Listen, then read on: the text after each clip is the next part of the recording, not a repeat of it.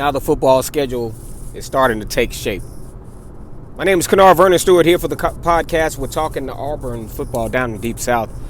College football is king, and on the plains of Auburn, the battle cry is War Damn Eagle. My stage name is Vernon Speaks Sports. Government name Kennard Vernon Stewart, and we're going to talk a little bit about the schedule for Auburn. Now, Auburn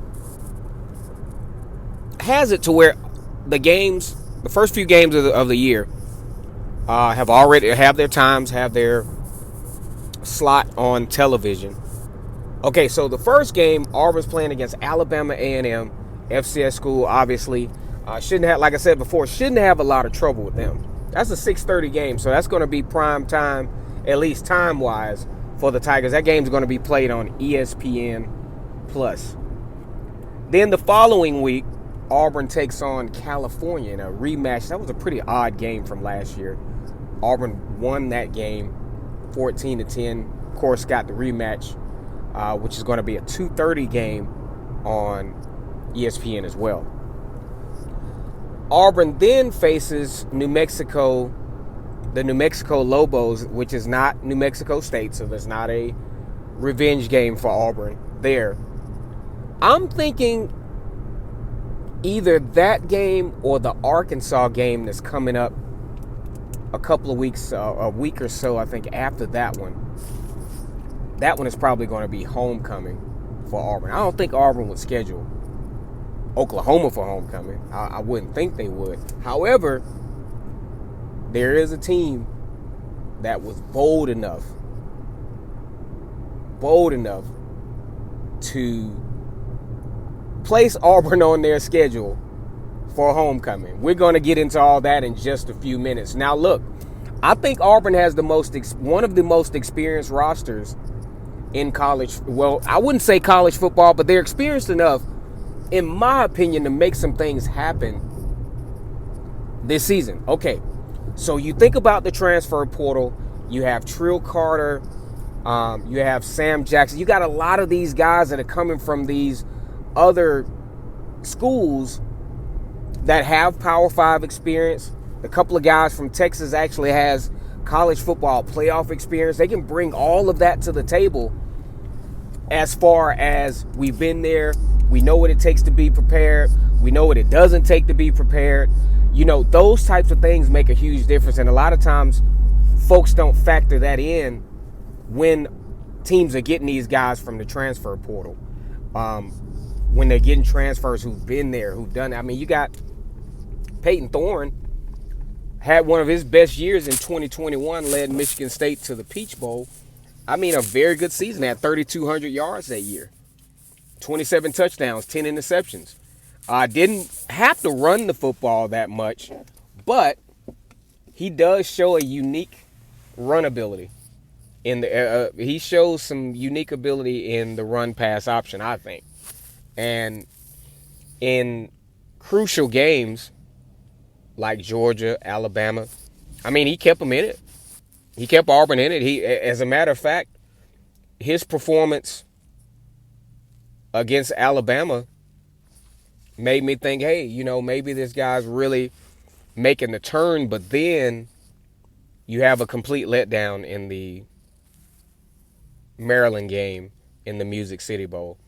I thought Maryland came in there to play, by the way. They came with a lot of moxie and a lot of swagger in that particular football game.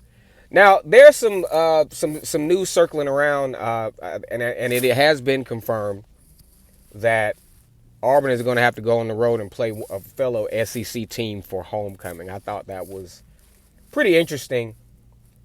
I'm not sure if this game has ever been a homecoming game for either team. We're talking about Auburn versus Georgia, the Deep South's oldest rivalry, where Georgia leads the series 64-56-8. You wouldn't believe it. You probably wouldn't. I know you wouldn't believe it if I told you, but if you go look it up, you'll find it. You might be shocked in arguably, on paper, one of the most heated rivalries, at least in the South in college football. Auburn has not won in Athens. Athens, for those of you who don't know, that's where University of Georgia is. University of Georgia is not in Atlanta, it's in Athens, Georgia, okay? So, Auburn has not won in Athens in almost 20 years. That's crazy. That's a crazy stat. Came close. As a matter of fact, the closest, I think, it kind of blew it, though. Auburn should have won this game.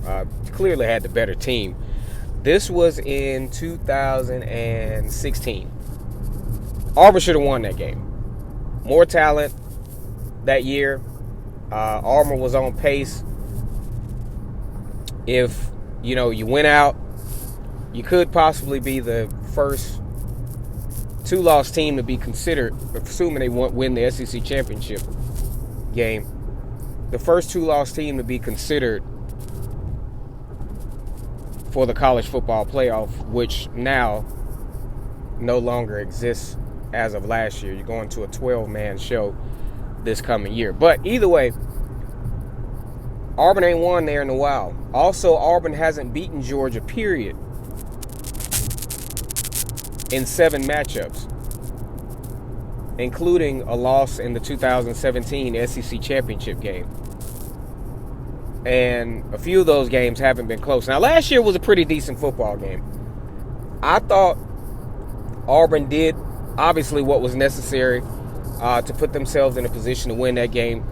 Losing it 27-20. It was kind of a heartbreaking loss to watch because Auburn was pretty much in control there for a little bit and did fight their way into keeping that game relevant and may have, in a roundabout kind of way, revitalized the rivalry because, with the losses, this game just has not been that big-time game. Now, Georgia, like I said before, has gone ahead and scheduled this game as their homecoming. And if you think about it, why not? This team has not out-recruited you. Your coaching staff is second to none. You got a great returning quarterback. Piles and piles of overlapping talent. A team that probably, I would argue, should have been in the college football playoffs and probably would have won. And you got an Auburn team who hadn't beaten you at home in 20 years. Why not? Why not push the envelope? Why not just say, hey, screw it. We're going to play Auburn for homecoming. And guess what, Auburn? That's what they're telling us. We're going to win. There's nothing you can do about it. We're going to win. We beat you 20 straight. What's 20? We beat you. You hadn't beat us at home in 20 years. What's 21 more years? What's 21 years? You can't do it. Our offensive line is better than you. Our quarterback is better than yours. Our running game will probably. This is what they're saying, man. We're competing for, we're trying to get back to the national championship. We're not going to make big bones about playing Auburn for homecoming. That's, that's easy work there. At least that's what they're saying. We'll see, though. We'll see. Auburn's got a little bit more experience than they've had in the past and pretty decent recruiting class. Now, of course, Georgia has an overlapping recruiting class, meaning they've got guys that have been there for a while. But look, it's going to be interesting. Also, with the time of the game, I think it has the opportunity to at least be a 2:30 game. And let's assume that Auburn does at least halfway take care of business those first 5 games. You could be looking at either a 5-0 Auburn team or a 4-1 team. And you could be looking at a Georgia team that has 1 loss. They play Alabama the week before. All right, guys, that's my time here for the moment. Again, Georgia slapping insults at Auburn, scheduling them for homecoming, which is kind of odd, especially when you got Mississippi State the next week. You could have went ahead and scheduled that one. But Georgia fans should hope that this one doesn't come back to bite. Go ahead and like this video, comment, and subscribe to Vernon Speaks Sports Auburn. Down in the Deep South, college football is king. And on the plains of Auburn, the battle cry is War Eagle. Y'all take care.